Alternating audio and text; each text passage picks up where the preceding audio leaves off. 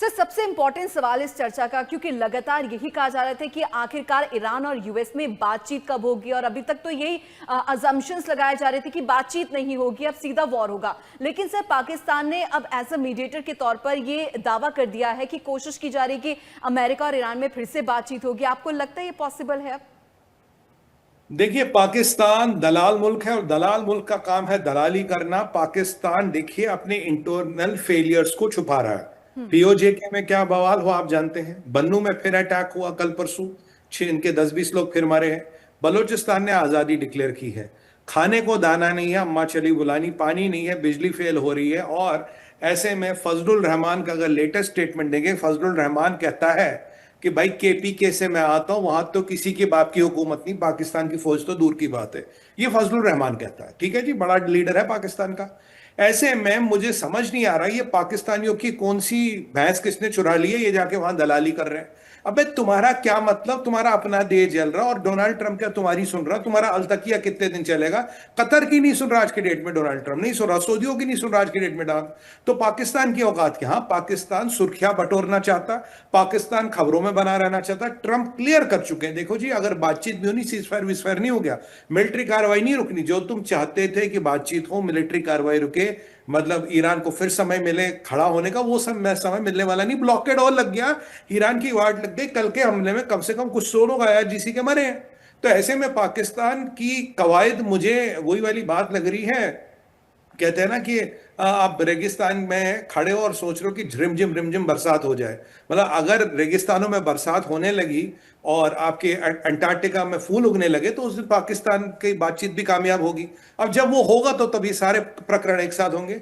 ख्वाबे गफलत में रहने का और एलिस इन वंडरलैंड का टिकट नहीं होता। पाकिस्तानियों को ये टिकट मुबारक है, और उनको जो अपने इंटरनल फेलियर है उसको छुपाने की बड़ी अच्छी उन्होंने कवायद की। वैसे और भी उल्टी सीधी बातें कर रहे हैं, बट सवाल ये है कि देखिए, ये युद्ध या तो ईरान की रिजीम जाएगी, या ये अंत तक जाने वाला। अब इसमें दिन लगे, महीनों लगे, सालों लगे, फिलहाल तो वो हमें नहीं पता, क्योंकि युद्ध की इंटेंसिटी अभी बहुत ज्यादा नहीं दिख रही है हमें। हो सकता है आने वाले टाइम में बढ़ जाए, पर ये कार्रवाई चलती रहेगी। पाकिस्तान का बातचीत करना न करना कोई बहुत चीजों को मैटर नहीं करता। पाकिस्तान वो है जो मतलब बेगानी शादी में अब्दुल्ला दीवाना बनना चाहता तो बने भैया, ठीक है। टिकट नहीं लगती, सपने फ्री है जी। जी, लेकिन ये देखना होगा कि सर आगे बातचीत होगी या फिर नहीं। अगर दोनों देश आमने सामने होते हैं तो क्या कुछ निकल कर सामने आता है, ये तो बहुत बात की बात है सर। लेकिन एक चीज और है सर, होर्मुज़ में भारतीय नाविकों की तैनाती पर सर रोक लगा दी गई है, सरकार का आदेश है। तो इस फैसले को सर कैसे देखा जाए, आपका क्या टेक है सर इस पर? देखिए, ये DGMA ने एक एडवाइजरी जारी की है। सबसे पहले तो मुबारकबाद और सराहना करता हूं भारत सरकार की। मैंने आपको कल भी कहा, मैंने कहा इनके एम्बेसडर को बुलाइए ना बुलाइए, जिहादियों को रत्ती पर फर्क नहीं पड़ता, ये फिर वही करेंगे। कल से इन्होंने 5-6 शिप और अटैक कर लिए, क्षतिग्रस्त नहीं हुए। 2-3 शिपों पे इन्होंने वार्निंग शॉट्स फायर कर लिए, यानी कि शिप्स पे अटैक करने की प्रवृत्ति दीपाली बहन गई नहीं है, वो एज इट इज बनी है। अब भारत क्या करे, भारत के DGMA ने एक एडवाइजरी जारी की। देखिए, आदेश और एडवाइजरी में फर्क होता है। एडवाइजरी होता है हम आपको ये सलाह देते हैं, आपको ये बताते हैं। अब 90% 80% लोग एडवाइजरी मानेंगे, 20% लोग नहीं मानेंगे, ये भी मैं आपको बता दूं। उसमें लिखा भाई, जो भी भारत का शिप या आपका कंपनी, आपका कोई भी कार्गो हॉर्मोज की तरफ जा रहा हो, भारत के सिपाहियों को, भारत के सेलर्स को, वो भी भारत की सिपाही है एक तरफ से, भारत की अर्थव्यवस्था के सिपाही है, उनको आप वहां तैनात ना करें।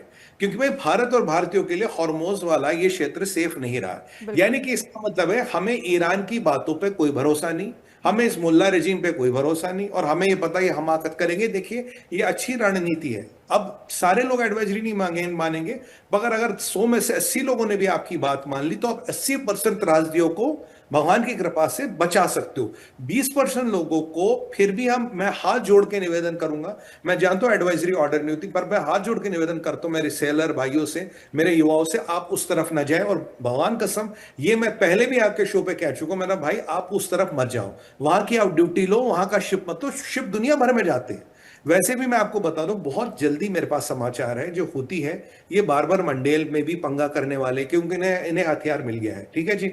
वो जो ईरान का जहाज उतरा था जिसके पीछे सऊदियों ने बमबारी की थी, हथियार इनको मिल गया है। ठीक है जी, पैसे इनको ईरान से आगे, तो बार्बर मंडेल और आपका गल्फ ऑफ ईडन में वहां भी बहुत जल्दी आप देखेंगे तनातनी होने वाली। अगर वहां तनातनी हुई तो आपके पास अफ्रीका वाला रूट ही आता, और कोई रूट आता नहीं, रूट पूरा बंद हो जाएगा। इस रूट में पूरा ताला लगने वाला है। अब रूट का जो हो, ऐसी हो तैसी हो, बट हमारी सरकार की बहुत अच्छी पहल है, डीजीएमए की बहुत अच्छी पहल है, विदेश मंत्रालय की बहुत अच्छी पहल है। और मैं हमारे सेलर भाइयों से और उनके परिवारों से हाथ जोड़ के निवेदन करूंगा, इस आदेश को आप एडवाइजरी ना बल्कि इसको ऑर्डर माने। ये आपकी सुरक्षा के लिए, आपके परिवार की सुरक्षा के लिए, देश के सिपाही, आर्थिक सिपाहियों की सुरक्षा के लिए। हम मानते हैं आप भी देश के आर्थिक सिपाही, आप डॉलर लाने का काम करते हैं देश में, तो आपकी सुरक्षा के लिए इसको हल्के में न ले। मैं मानता हूं भारत सरकार जो कर सकती थी उन्होंने किया, और उसके बाद भी देखिए ये घटनाएं रुकने वाली नहीं है। बट हां, हमें उसमें नहीं फंसना जी। मरने वालों की लिस्ट में, हताहत की लिस्ट में भारतीय का हो, भारतीयों का नाम ना हो, बाकी जिसका उसकी किस्मत, हम हमारी तो दूर से राम राम। बहुत अच्छा स्टेप है और मैं मान कहूंगा, और खासकर जो इन कंपनियों के मालिक हैं, काफी भारतीय मूल के, काफी भारतीय मूल के नहीं है, संवेदनाओं को समझे।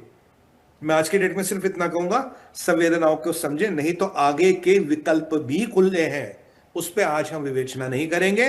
बट इतना जरूर कहूंगा, संवेदनाओं को समझे, नहीं तो आगे के विकल्प भी खुले हैं जी।